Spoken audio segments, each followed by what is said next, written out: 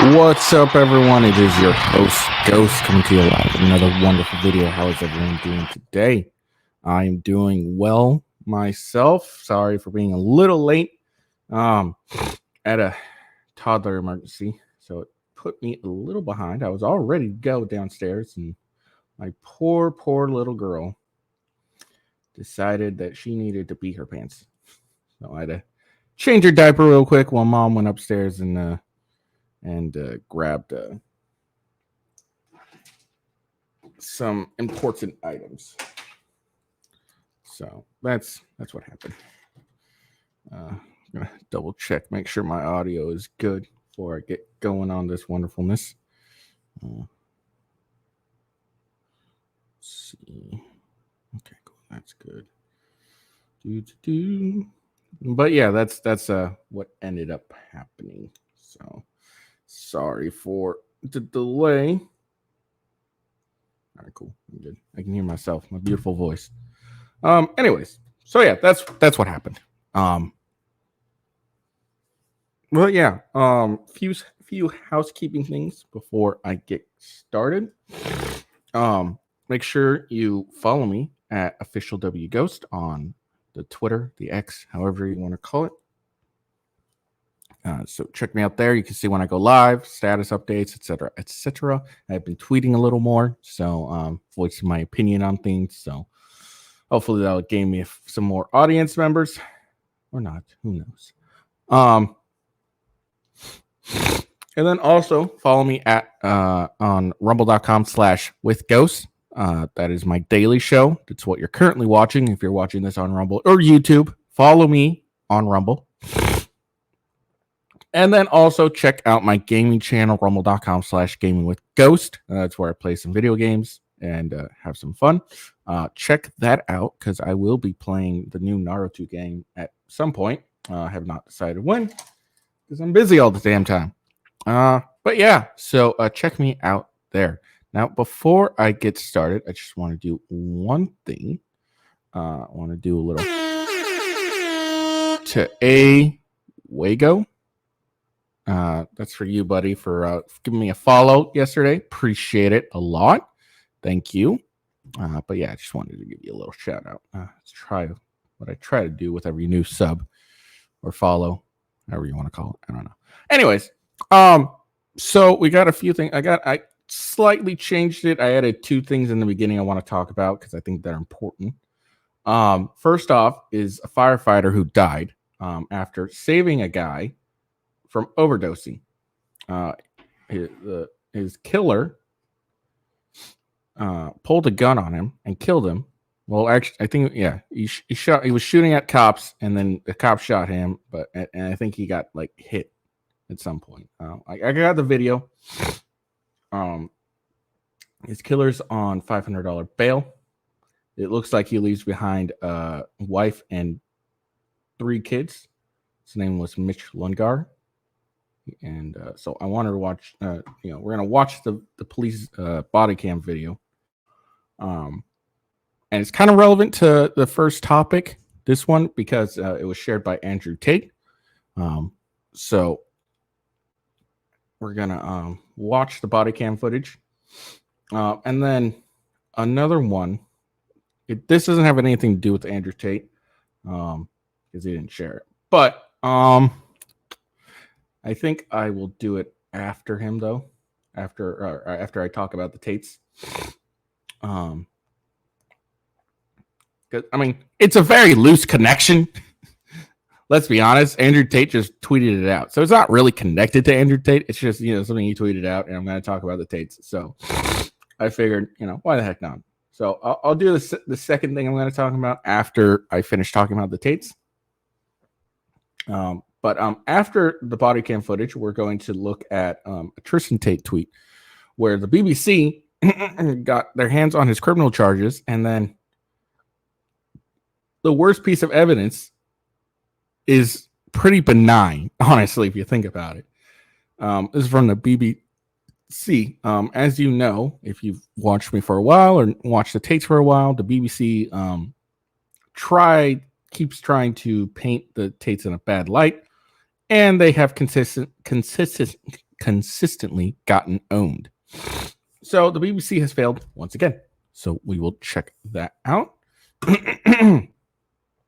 And then after, this is the addition I'm adding to it. Armed homeowner who defended his family in driveway shootout has been stripped of his gun permit. This comes from California. Shocking. I know. So we're going to look at that.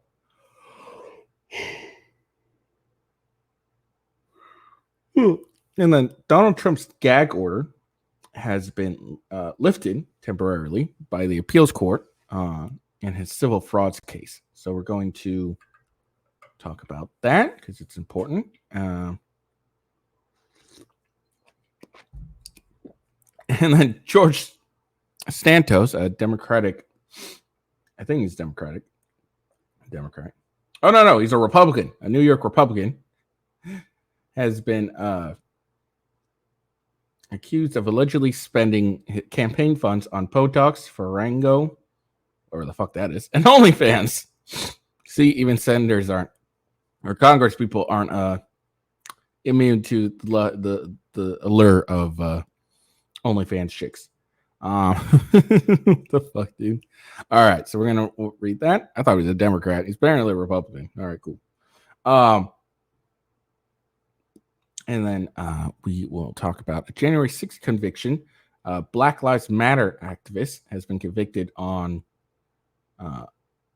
charges in a January 6th case. I guess he's been, there were 7 counts: obstruction of official proceeding, civil disorder, entering and remaining in a restricted building or grounds, disorderly and disruptive conduct in a restricted building or grounds, disorderly conduct in a Capitol building, parading, demonstrating, or picketing in a Capitol building, aiding and abetting. So that is his charges. So we're going to read through that article. And then speaking of January 6th, the Supreme Court is going to hear 2 significant appeals related to January 6th.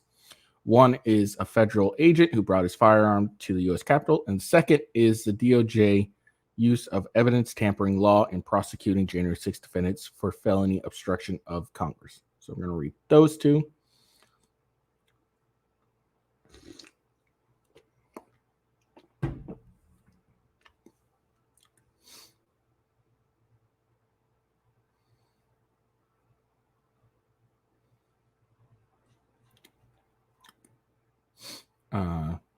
And then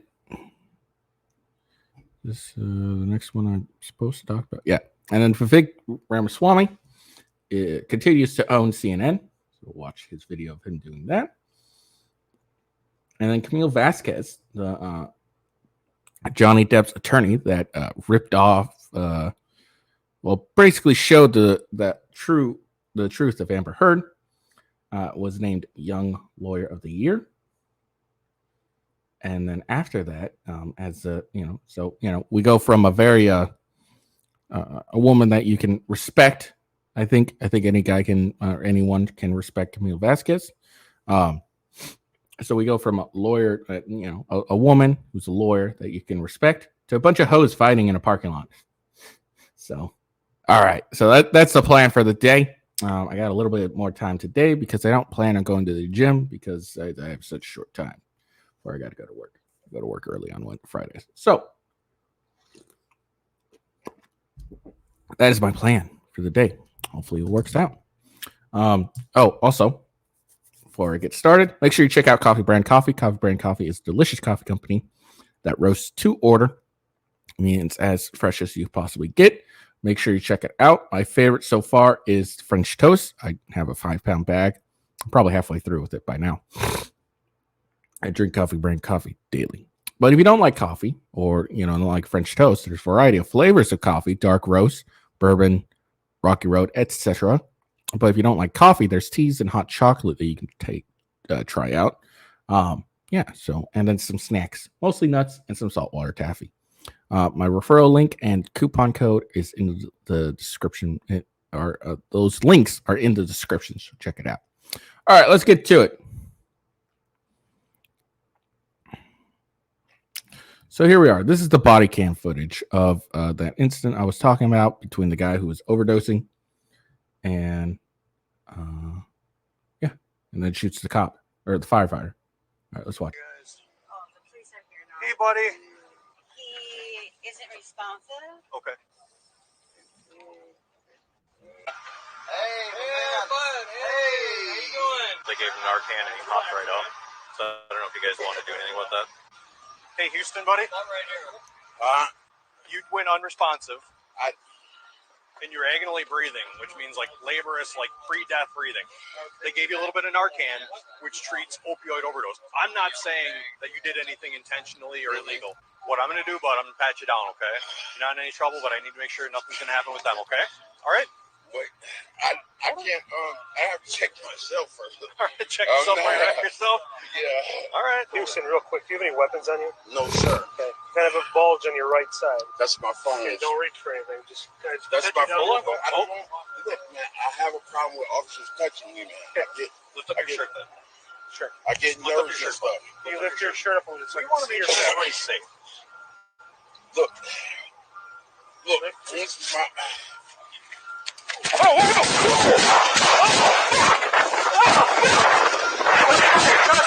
Not move.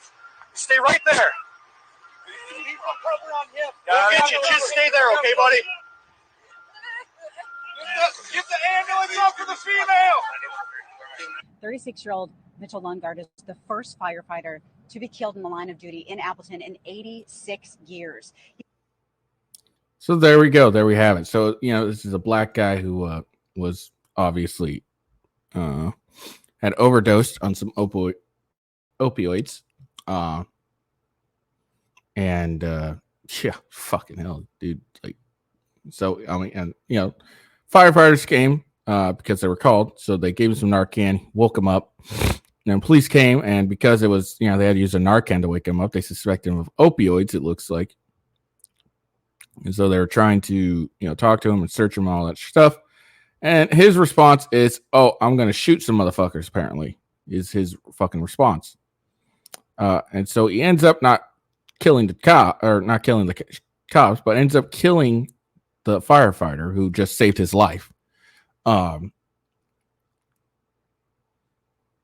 he's like, "Oh, I got a problem with cops." Such no, you got some shit on you, and you don't want to, you don't want to get caught because you're going to catch a charge. It's what fucking happened. And then, they go to, pat him down. They see a bulge. You got a firearm on you? No, it's my cell phone. All right, all right. Well, don't touch me. I don't like being touched. All right, well, just lift your shirt up. And then bam, bam, bam, bam. And then this poor guy gets killed because this fucking druggie decided I'd rather, catch a bullet than go to jail. So, I mean, thoughts and prayers to his family. That poor guy, his family. I mean, like, if you're a cop, you kind of expect there's a possibility of, you dying in the line of duty from a bullet. When it comes to a firefighter, if you're fighting a fire, there's an expectation, there's a possibility you may die. But if you're going and just rescuing someone from dying from their own stupidity, their own overdose, then, it's not something you kind of really would expect. Maybe, I could, maybe like, oh, the cops come, he shoots at the cops. He's not going to shoot at me. I saved his fucking life. So this guy's a garbage human being. And he only hit what? Oh no, I was totally wrong. You don't want to know what his bail was? $500 for bail for this this garbage human being, this fucking druggie. I want to show this. So this garbage piece of refuge human being who decided, oh, I'm going to get high on a bus, and everything is now free and clear just because whatever. It's fucking garbage people. If you're interested in donating, this is the firefighter Mitchell Lungard's fund. It looks like he has $263,204 of out of his raised goal of $300,000.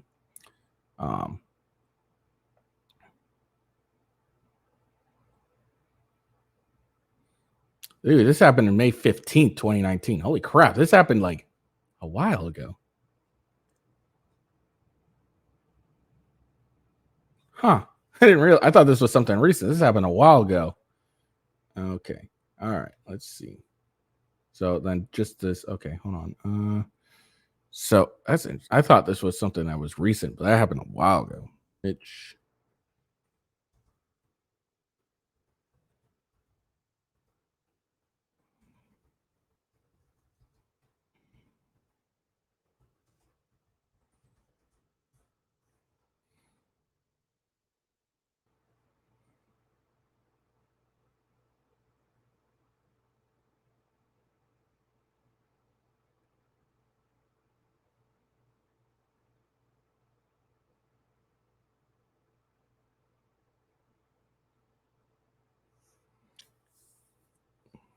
Oh, okay, cool. Wait, what?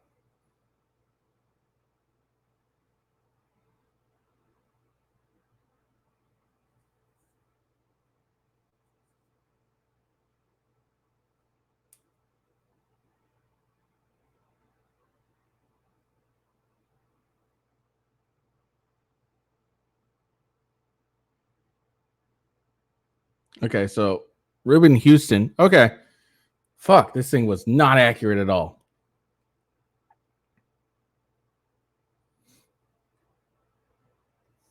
Hold on.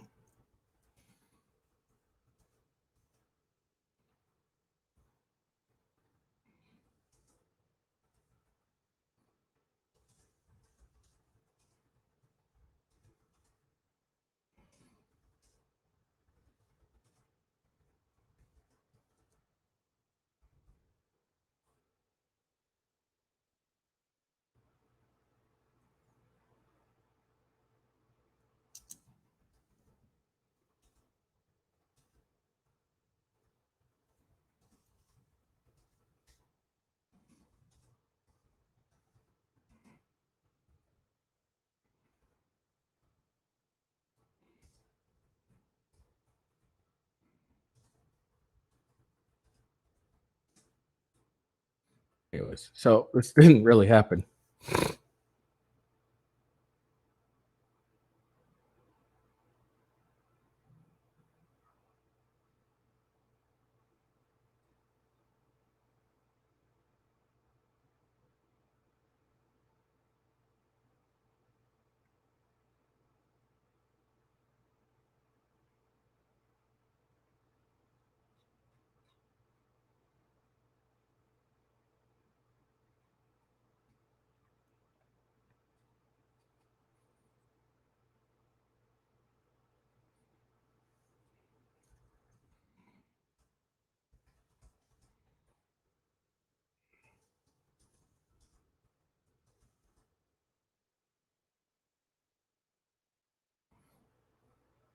Sorry.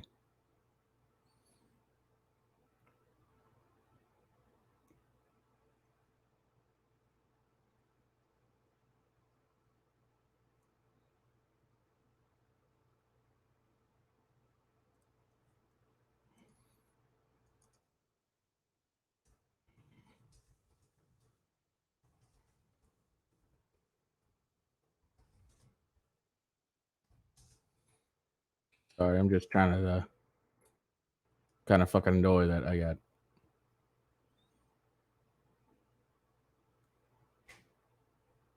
I mean, it's still sad regardless.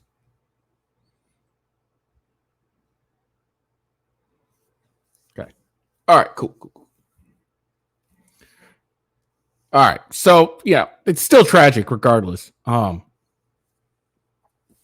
it looks like he got $500 bail on an unrelated charge just prior to this incident. So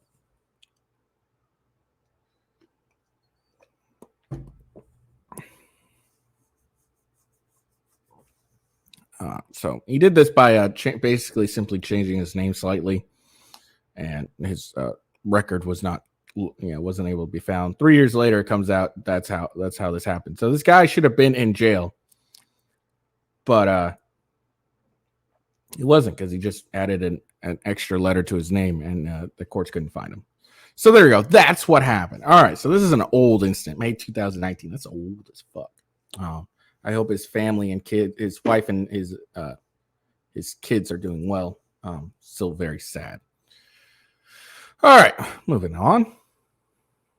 After being embarrassed, gosh, I'm joking. All right, so here is the BBC.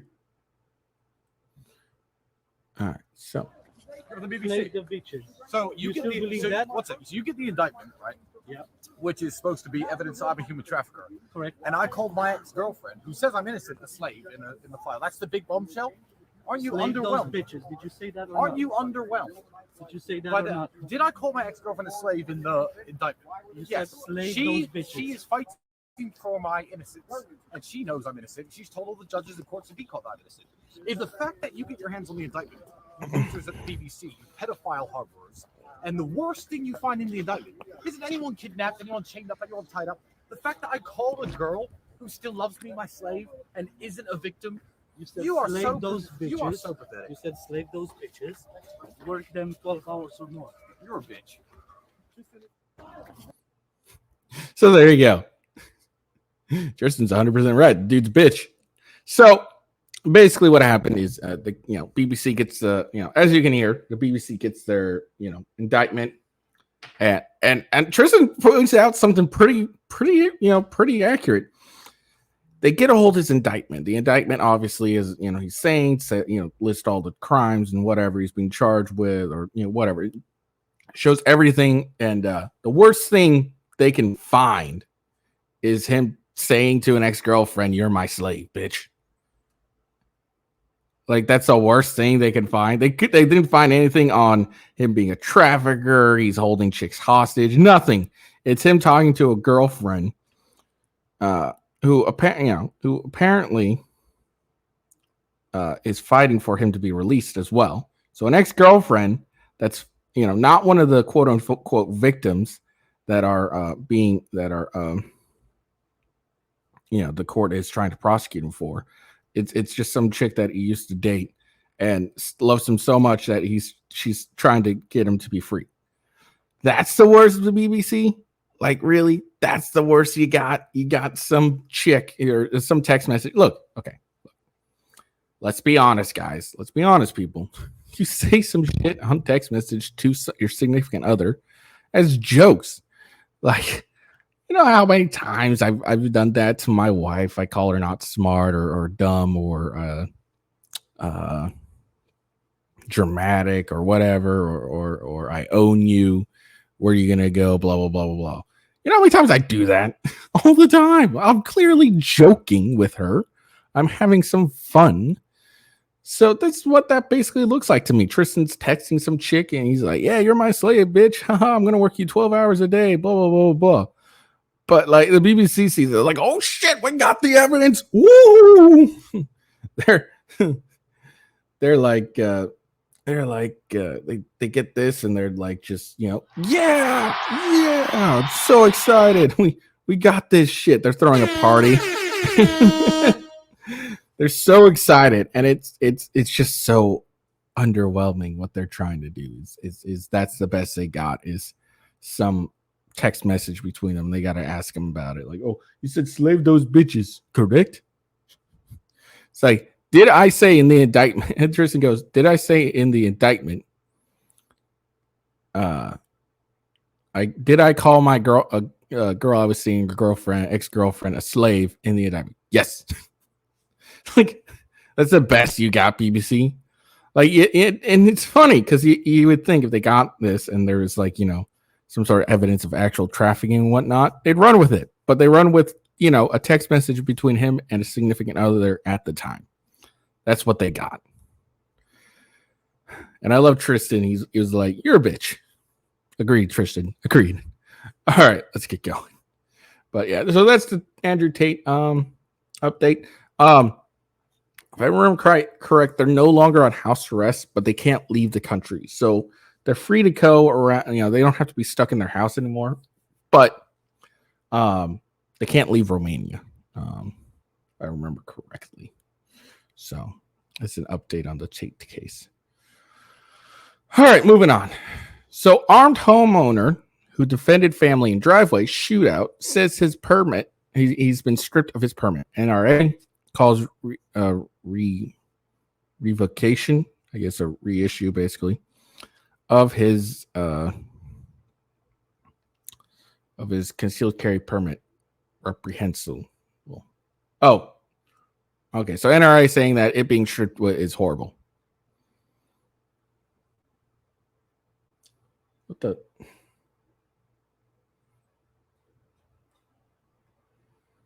Are you gonna be a bitch here, Fox News?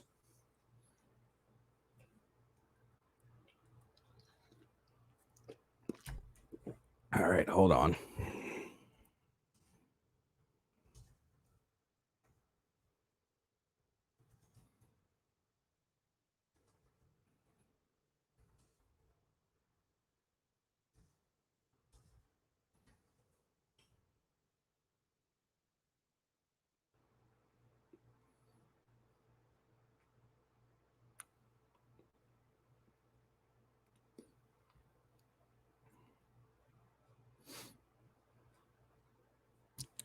All right, Fox News being bitches. So here we go. Go to some other random source. All right, Vince Ricky, I don't even know how to say it. A Los Angeles resident reportedly had his concealed carry permit revoked after using a firearm to defend his family against would-be robbers. This controversial decision by local authorities raised significant questions about gun rights and homeowner self-defense laws. When was this article? How recent is this? November 17th. All right. So this is a fairly recent thing. All right. There we go. We're not going to have another mistake like that before. In a recent and controversial development, Vince Ricci, a Los Angeles homeowner, stated that his concealed carry permit was revoked after he used a firearm to defend his family from apparent would-be robbers. This incident highlights the complex intersection of gun rights and self-defense laws. It's not that actually it shouldn't be that very fucking complex. Let's be honest. Richie shared his experience in a video exclusive with the NRA, expressing his frustrations over the California decision to suspend his Second Amendment rights.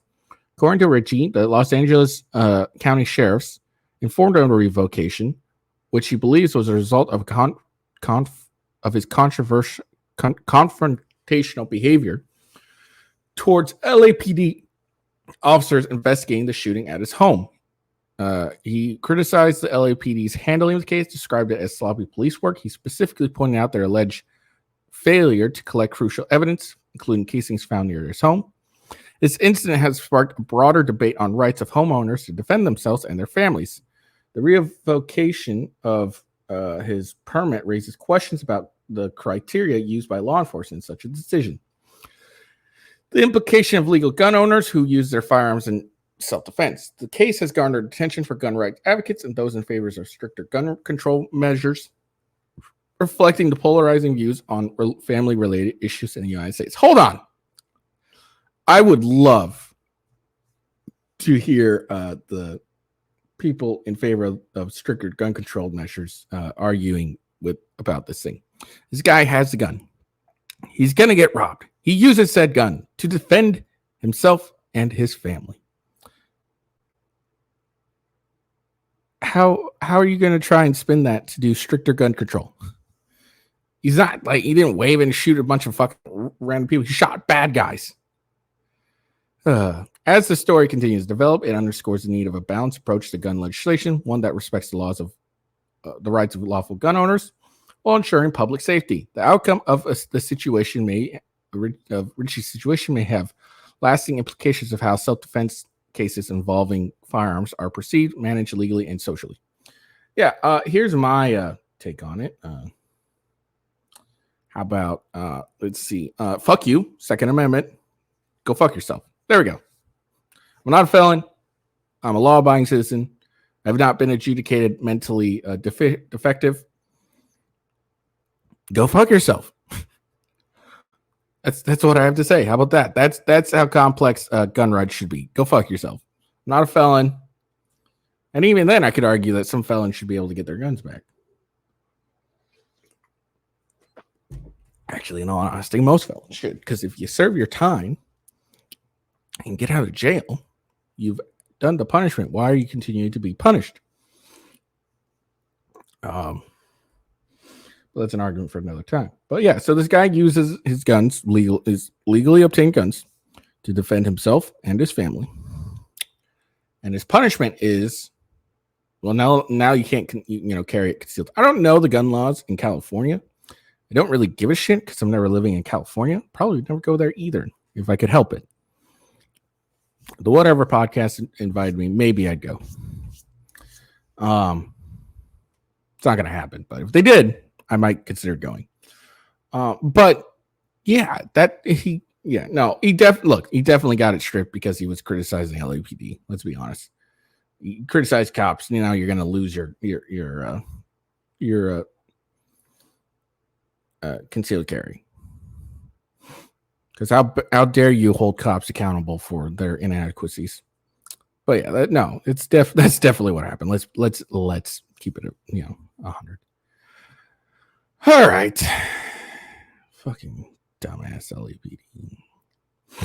All right, but it's just ridiculous. Like, honestly, it's really ridiculous that anyone, look, I can understand when it comes to mass shootings and stuff like that. I mean, I criticized the guy who used his gun to fire a warning shot and helping a lady with a mugger.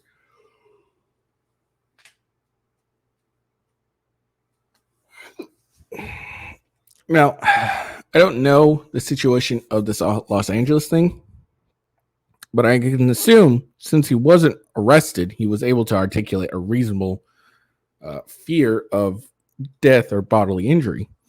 The guy who shot the robber could not do that, so that's why he caught a charge.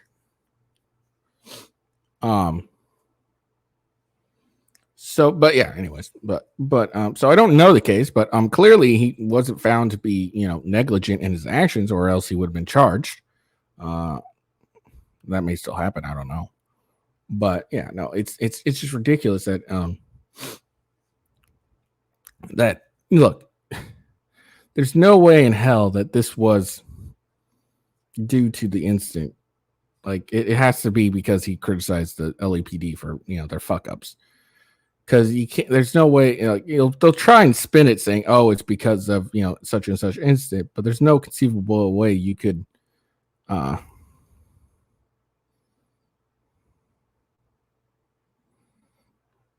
You can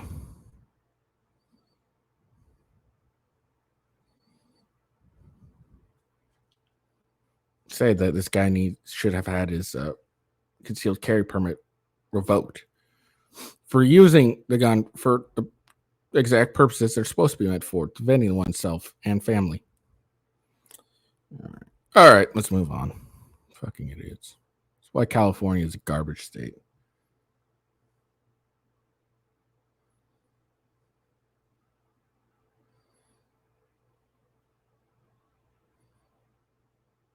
All right. So, appeals court temporarily lifts Trump's gag order in civil fraud case. The ruling came after the former president lawyers argued that he's been improperly barred from complaining about Judge Arthur Engoron's law clerk. I mean, we see what happens to some. We saw what happened with the Murtaugh, that fucking law clerk. You could be able to criticize a law clerk.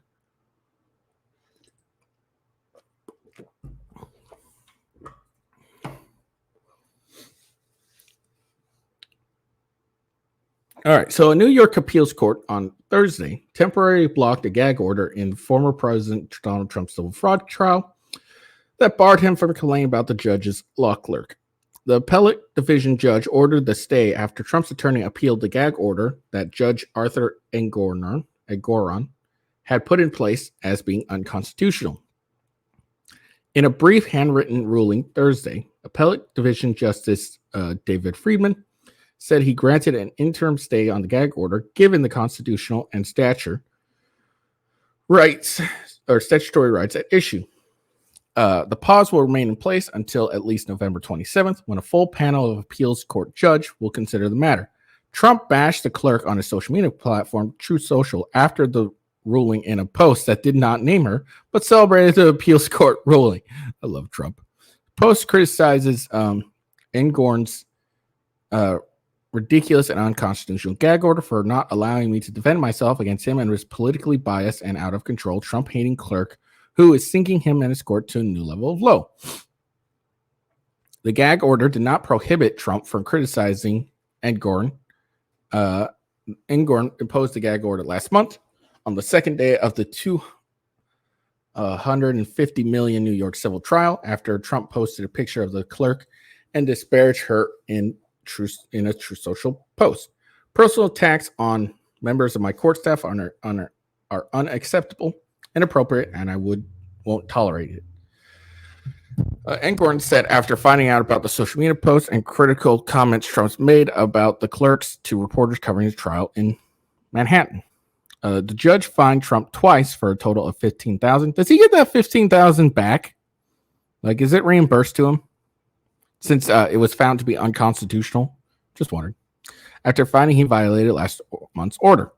The judge expanded the order to include Trump's attorneys last week following their repeated complaints about what they describe as the clerk's inappropriate behavior, which they said include making comments, passing notes to the judge, rolling our eyes during the witness testimony. Engorn said at the time he has every right to give advice from his clerk and that Trump's lawyers are falsely accusing her of bias against her and temporarily and improperly influence the ongoing bench trial.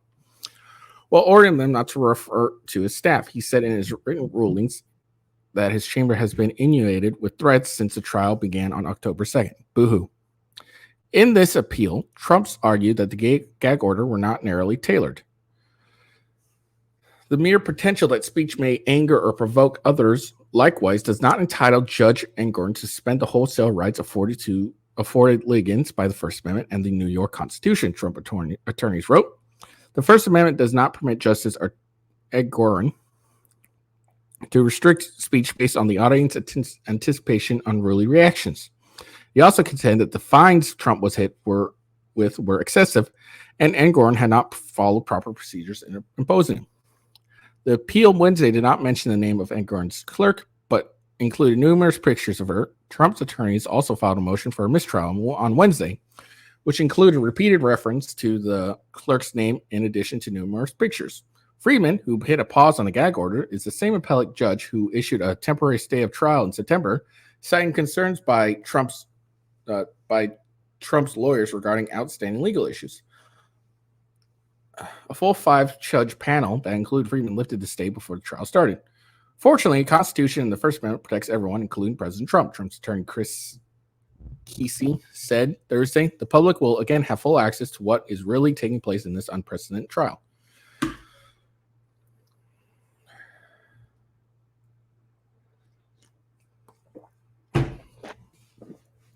Another Trump attorney, Alina Abba, told the Associated Press at the Appellate Division Courthouse that she would not be advising Trump to keep quiet about the clerk.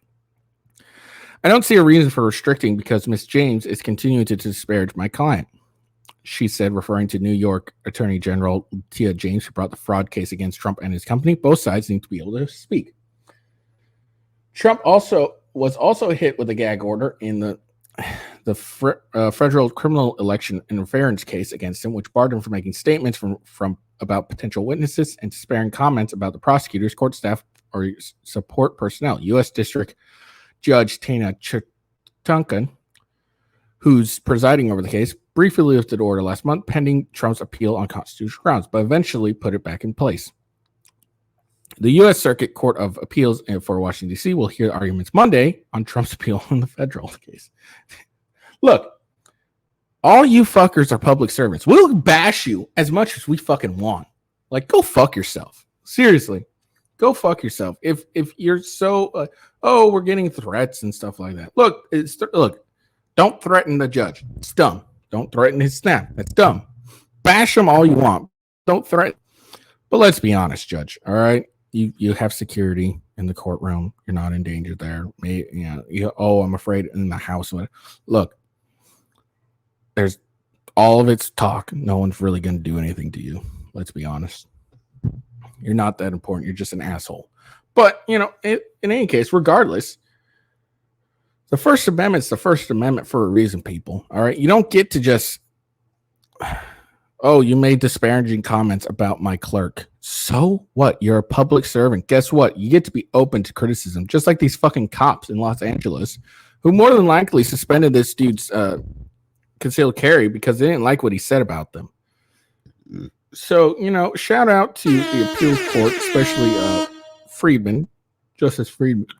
Shout out to you for doing the right thing and not doing something dumb as, continue to hinder a man's right to speak out. But the thing I love about this is the whole reason Trump's leading in the polls. People are watching this and they're saying, look, I may not like Trump, but this is wrong. What they're doing to him is wrong. And plus how terrible Biden's been doing. That helps too. But yeah. But shout out to that judge for ensuring to hopefully the 5-panel judges will agree and not be bitches. So fucking dumb. So dumb.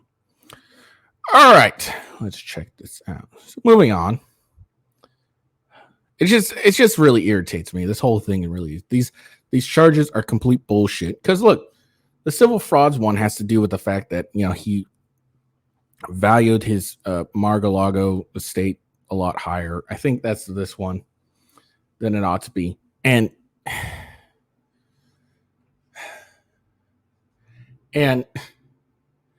there's a misunderstanding the fact that when it was valued, I believe he was either was a sitting president, I believe, which would significantly increase the value of that fucking property.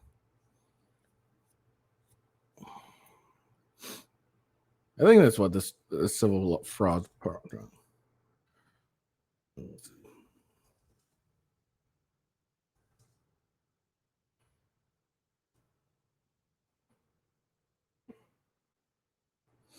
Oh, he also filed. Oh yeah, no, I erased that.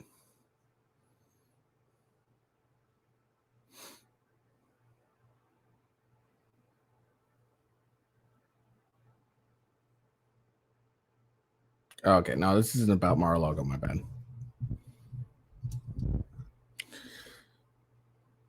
I can't even find a real fucking on.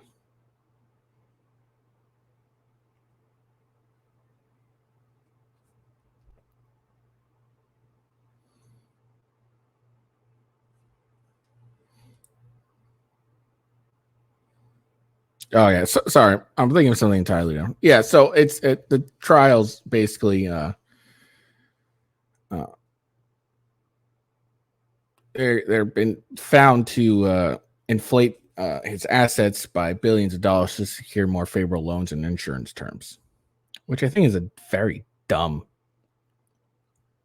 thing.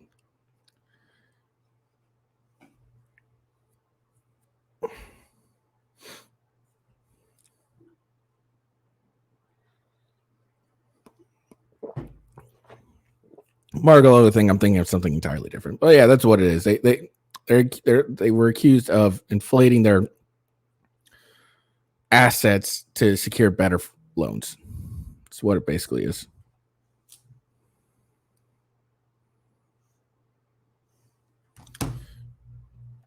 Oh. I want to shout out to you, Harrison Pierre, for the follow. Appreciate it. Thank you. Appreciate it very much. So yeah, there we go. So yeah, so that was Trump's case. Look, let me say, all Trump's cases that he's being charged with are bullshit. They're just trying to hammer him for trying to stop him from becoming president again. And then all they're doing is helping him, which I love so much. All right, so Botex Farago. What the fuck is Farago? Faragomo? Oh, it's clothing. Really? Okay. Botex, Ferragamo, and OnlyFans. How George Santos allegedly spent his campaign funds. It's fucking hilarious. He's spent it on hoes. Look, if you're going to spend campaign funds on hoes, at least get some hookers. Like, come on. At least actually get your dick wet instead of, like, stroking it to, a couple of broads with pictures. All right. The House Ethics Committee found the financial struggling candidate was living the high life with the help of campaign funds. Santos called the report a smear. The scathing House Ethics Committee report on embattled Representative George Santos, Republican New York, alleges he was a cash-strapped candidate who used campaign contributions to live a life of luxury, including spending donor money on trips to casino, shopping at high-end retailers, and even Botox treatments and OnlyFans payments. Representative Santos was frequently in debt, had an abysmal credit score, and relied on ever-growing wallet of high-interest credit cards to fund his luxury spending habit. Sorry. He occasionally deposited large amounts of cash that he never accounted for, moved money between his various bank accounts in a highly suspicious manner, and made over 100,000 cash withdrawals for unknown purposes. A report by the panel's investigative subcommittee, or ISC, found. The probe found that with what it alleged was a pattern of campaign committee expenditures for travel and other personal services that may not have represented legitimate and verifiable campaign expenditures. Subcommittee also alleged Santos stonewalled its investigation. Without Representative Santos' cooperation, report said the ISC was unable to verify whether such expenditures and other details below were incurred for bona fide campaign purposes. However, certain expenditures on their face do not appear to have campaign nexus. Santos tweeted that the report was biased and a disgusting politicalized smear. He also accused the panel of having gone to extraordinary lengths to smear myself and my legal team about me not being forthcoming. My legal bills suggest otherwise. Here's a look at what the report alleges Santos' campaign spent money on. Honeymoon in Vegas. Investigative subcommittee reviewed taxi and hotel charges on a campaign credit card that were incurred in Las Vegas in December 2021 during a time when Representative Santos had told his campaign staff that he was on his honeymoon. There was no corresponding campaign events on his calendar. Hampton's Hotel. The subcommittee identified a July 7, 2022, $3,332.81 Airbnb expenditure reported to the FCC as a hotel stay. Okay, I'm not going to read every single thing. I'm just going to read what he spent it on. Atlantic City, spa days, bank accounts, Hermes, Sephora, and OnlyFans. Barango stores, ATM withdrawals, rent. So that's what he's spending on. OnlyFans, come on. Look, you're a congressman. If you're going to spend money on hoes, at least spend money on hookers. Then you could at least get your dick wet. That's all I'm saying, dude. That's all I'm saying. That's all I'm saying, All right.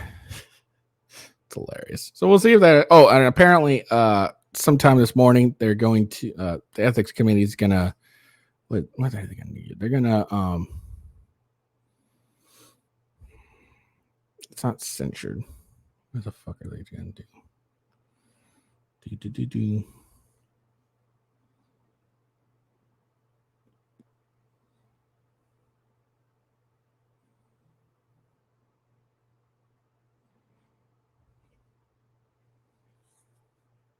Okay. Yeah. They're going to introduce a resolution to expel George Santos from Congress this morning. That's what they're allegedly going to do. So we'll see if they actually end up doing that. That's hilarious, though. OnlyFans. Come on, dude. At least get some hookers. That's all I'm saying. I'm just saying, if you're going to spend money on hoes, get some hookers so you can get your dick sucked and, get some pussy. I think that's fairly reasonable, right? All right. Far left BLM activist John Sullivan convicted on all charges in January 6th case. Sullivan said he was only at the Capitol to document the event. Infamous Black Lives Matter activist John Earl Sullivan has been found guilty on all counts for his role in January 6th riot at the U.S. Capitol. Sullivan, 29, of Utah, has been officially charged with 7 counts. I already read those, so I'm not going to reread them. You can read them right here if you'd like.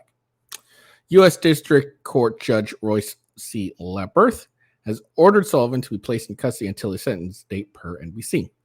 Sullivan, a prominent Black Lives Matter activist who self-proclaimed to be a journalist on January 6th, recorded one of the most infamous videos from inside the U.S. Capitol on that day. The video showed the shooting death of military Air Force veteran Ashley Babbitt at the hands of U.S. Capitol Police Officer Michael Byrd. Sullivan sold the rights to several of his videos to multiple media outlets for tens of thousands of dollars. Both CNN and NBC paid Sullivan $35,000 for the video of Babbitt. Sullivan also received $5,000 from Left Right Productions and $2,500 from the Australian Broadcast Corporations. During the court testimony, Sullivan, who is the founder of a Utah-based extremist group Insurgency USA, maintained that he had embedded himself among the pro-Trump crowd to record the January breach of the Capitol building. However, the court didn't buy his testimony. Prosecutors made a video into evidence that showed Sullivan intentionally inciting and encouraging violence within the crowd. I was only observing, Sullivan said in his testimony. I followed the crowd. I was there to document. Sullivan also Sullivan's testimony was followed up by prosecutors who played multiple videos of Sullivan urging on the mob, which includes self-declaration of wanting to make Trump supporter fuck shit up. I'm going to side with anyone who's ready to rip this shit down, Sullivan said in one video shared by prosecutors. I brought my microphone to instigate shit, he said in another video. In addition, Sullivan can be heard saying on video, we did this together. Fuck yeah, we're all part of this history. Let's burn this shit down.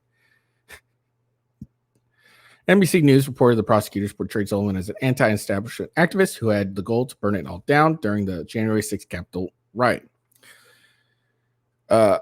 An FBI special agent, noted via sworn affidavit that Sullivan admitted that he had no press credentials. The investigation failed to yield any connection between Sullivan and any journalistic organization.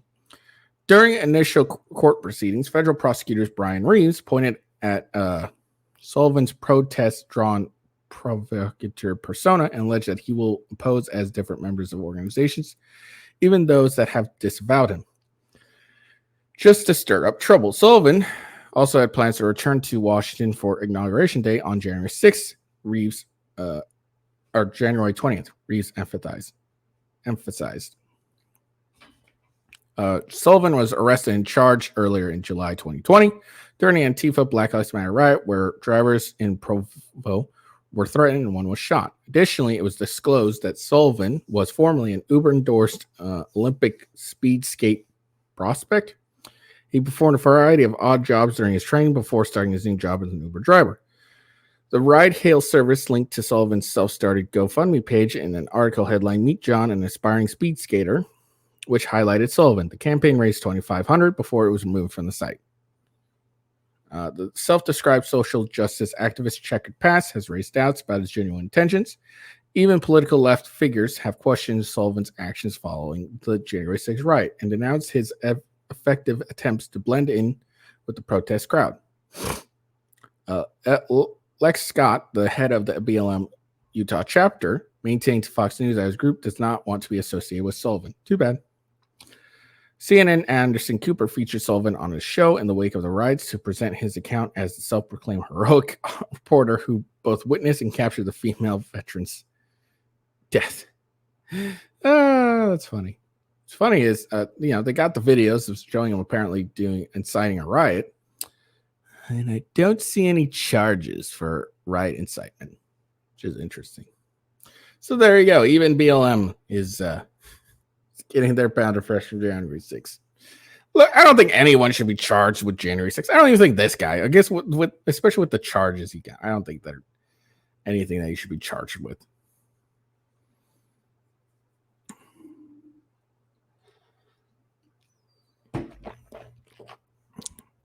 Free all January 6ers. That's all I'm saying. It's what I believe in. Sticking to it. Speaking of January 6th, the U.S. Supreme Court has scheduled a conference for December 1st to decide whether to hear two significant appeals related to the events of January 6th. First case involves a federal agent.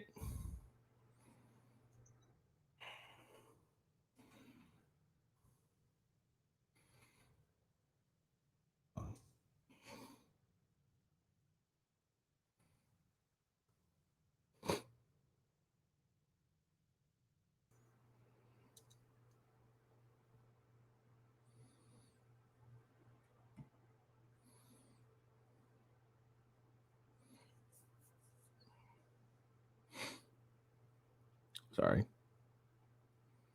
Okay. Federal agent brought his firearm to the U.S. Capitol, and second, considered the Department of Justice use of an evidence tampering law in prosecuting January 6th defendants for felony obstruction of Congress. All right.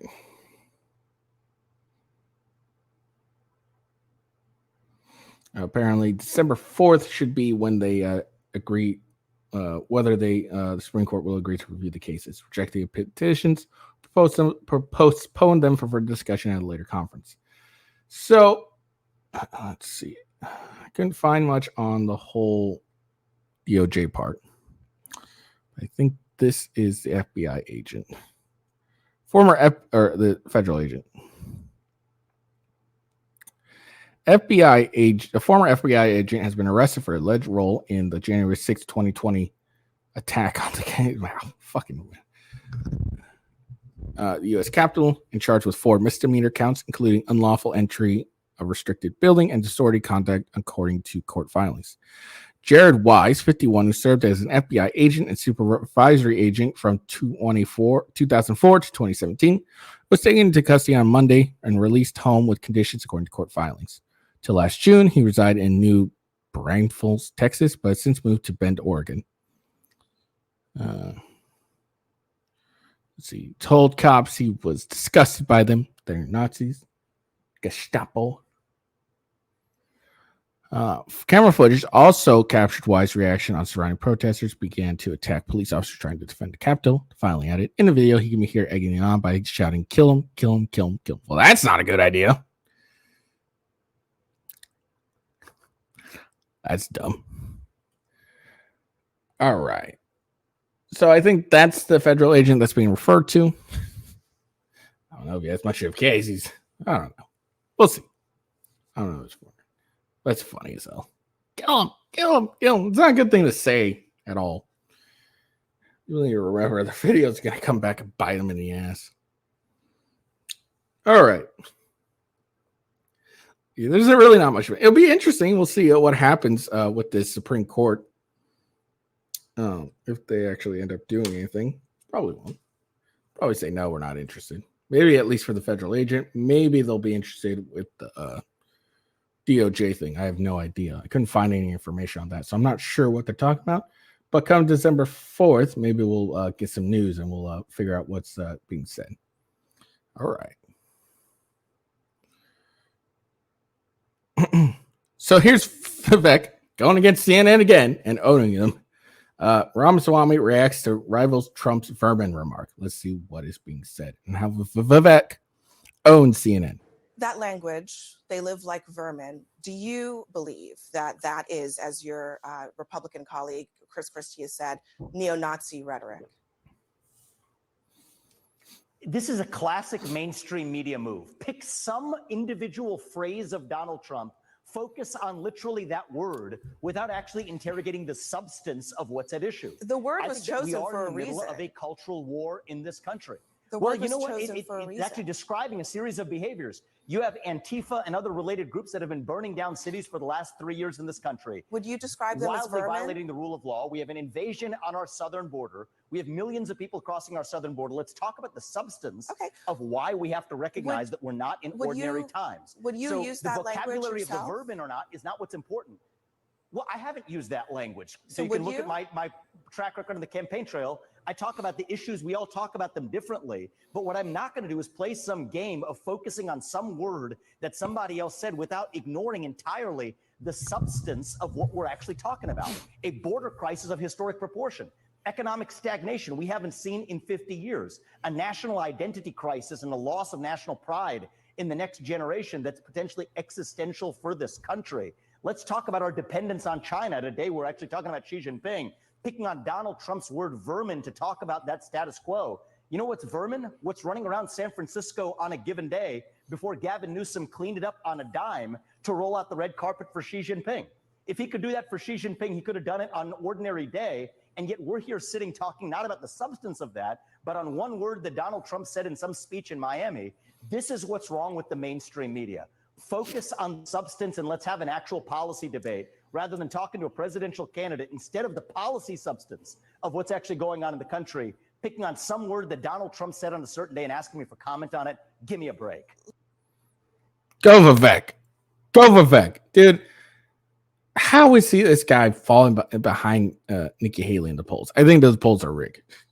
Like, how is this fucking guy behind in the polls behind Nikki Haley? Nikki Haley made some dumb comment like, I may be wearing heels, but they're ammunition. What the fuck was that shit?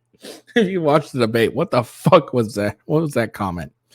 Anyways, but he has a really good point. That's all mainstream media does, is they pick on a certain thing that Donald Trump said. We saw it all the entire time during his, what was it, 2016 campaign or 2020 or whatever, his run during 2016 or before, yeah, during 2016, that he'd say something. Actually, in his entire presidency too, he'd say something. Mainstream media would go and say, "Oh, I don't like this," and they'd pick it out, and then they blow it up to such a proportion that by the time you actually read it, and then you went and found out what he actually said, you're like, it was blown up so much where you're like, "Huh, I guess that was actually kind of reasonable." When in other circumstances, if you just put the quote he actually said, he probably wouldn't have been like, "Oh, that's bad," but you know. CNN, NBC, whatever, all the mainstream media would blow up whatever he said to such huge proportions that it was a lot worse than he actually said. So by the time you actually found out what he actually said, you're like, oh, well, that's kind of reasonable. Like, they did this all the goddamn time. They just pick on the word and they would ignore what he was saying or what that word was associate or what was the comment, what was the context. They ignored the complete context and just picked on the word. Like, that's what they did, and Vivek rightly pointed that out. And this fucking lady's like, would you use it? Doesn't matter if I would use it. I don't care. It doesn't matter. What is the context regarding the use of the word? Is he just saying black people are vermin, Mexican people are vermin? Is he just saying that? Or is he saying, like, these people crossing the border are vermin? Because that's a big fucking difference. Like, he's not calling out a people. He's calling the actions of individuals. He's not calling all Mexicans vermin. He's calling the ones that cross the border. This is just an example, by the way. But he's calling the ones that crossing the border illegally vermin. That's a huge that matters when it comes to context. It's a big difference. But, CNN, they don't really have much to report. They're like Chris Christie. All they got to do is say, all they got is Orange Man bad. And that's all they got. Because if they actually provided what he actually said and anything, I'm pretty sure Trump's poll ratings would jump even more. Because everyone would be like, yeah, I kind of agree with this. Fucking dumb reporters. Go Vivek. I don't think he's going to be president this time around, but I think he deserves a place in the cabinet at the very least. He's doing very, very well. All right, so Camille Vasquez, if you watch the Johnny Depp trial or any clips or whatever, you remember the attractive Latina lady lawyer. This is her. Okay.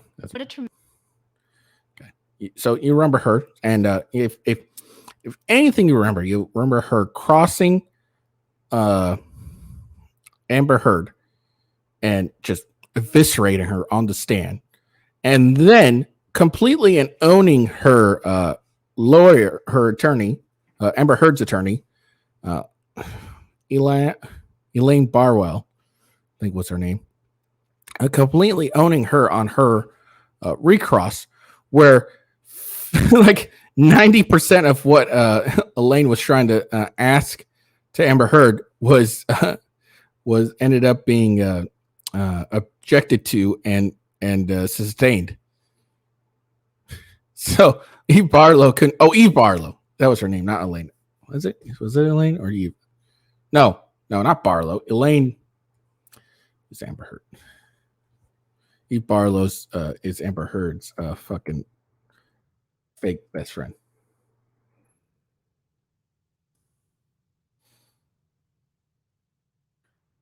Elaine Bredehoff. That was her name. Elaine Bredehoff. But like Camille Vasquez completely owned Elaine Bredehoff so badly that I don't even think she actually ended up finishing like everything she wanted to say. She ended up just rage quitting and be like, "That's all I got," because she couldn't get asked a simple question. So that's Camille Vasquez. It's a little bit of her backstory. And after the Johnny Depp trial, she was actually made partner at her firm. So she was, great. So, anyways, she's been named Young Lawyer of the Year, litigation. I guess. I don't know. There's some awards for lawyers, apparently. Tremendous honor.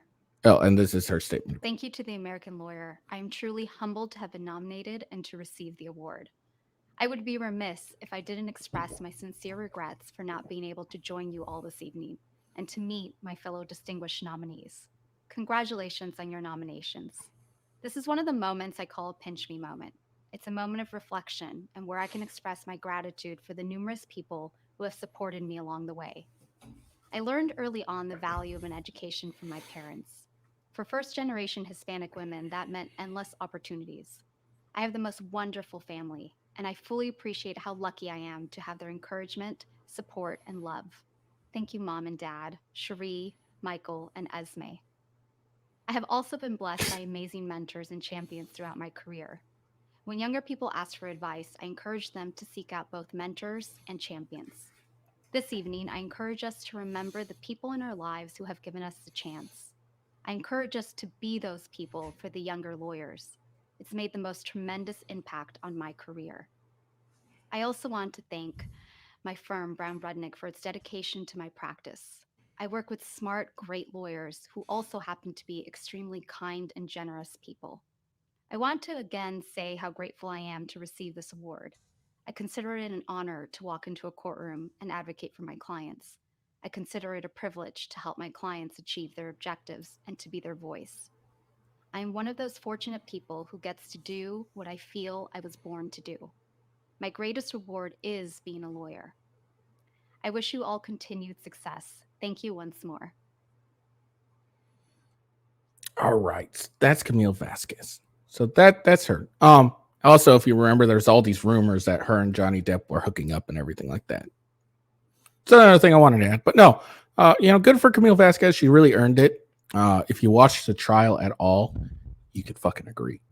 Like, you watch the trial at all, you can agree she really earned it. And the fact that she got a partner right after that speaks volumes of how well she did. She did amazing. It was actually, she was the best part of watching that trial.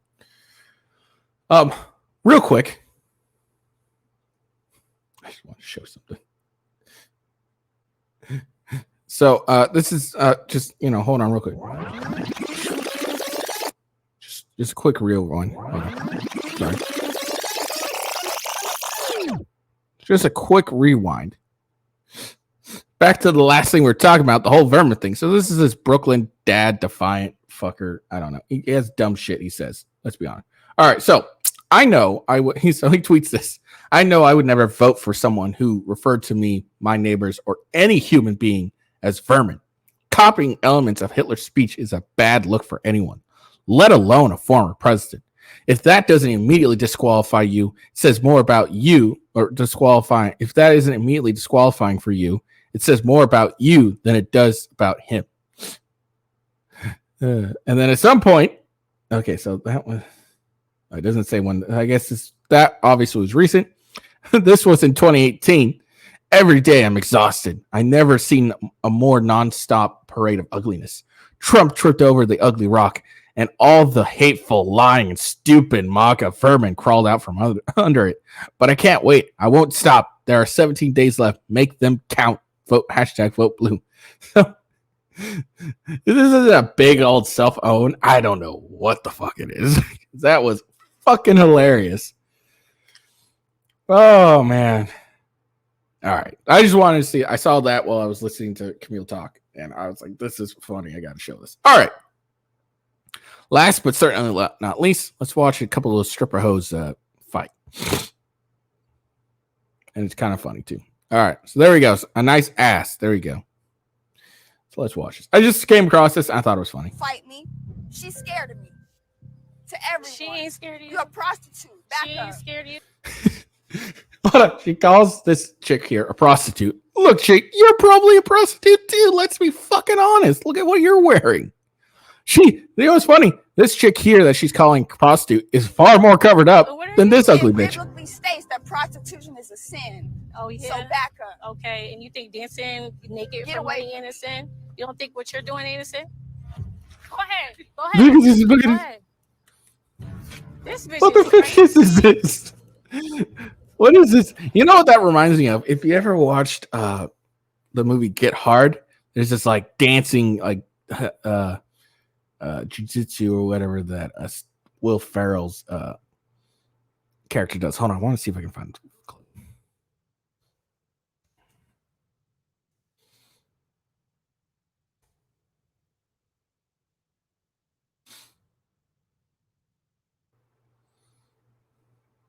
Okay. Really quick. This is what this chick reminds me of.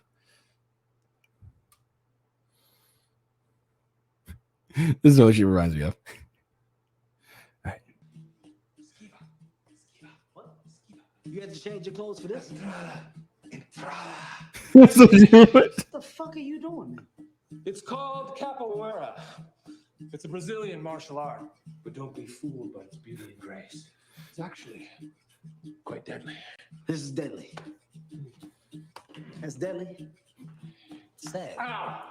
Stab. Stop. Stab. Guards! Stab. Guards! What are you stabbing? Stab. Stab. Does that remind you of this chick? Hold on, we'll get back to it. So, okay, let's watch it again. Also, if you're a stripper and you look a little more like a hooker than the other chick, can't really talk about the Bible. Just shut the fuck up. All right, so listen. Crazy. Hold on. What you're doing ain't a sin? Go You ahead. look- Go ahead. Siba. Go ahead. Siba. This bitch is crazy. Siba. She's been studying that Brazilian martial art. Fight me. She's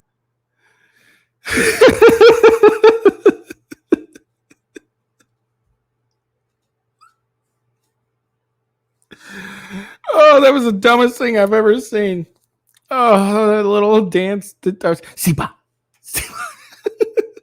Seriously, doesn't that remind you of that movie? Oh, that chick was on some good stuff, apparently. But again, yeah, if you're dressed like she is, don't talk about the fucking Bible. You got no fucking, you got nothing. Like, seriously, what are you fucking talking about? Talking about the Bible. Prostitution's a sin. Look, most strippers nowadays are fucking hookers too. They fucking fuck for money as well.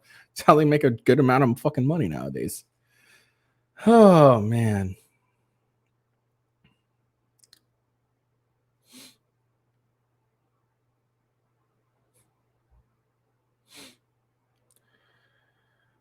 Oh, man, that was just funny as fuck to watch. All right, so that's all I got today. I had to end it on that funny note, honestly.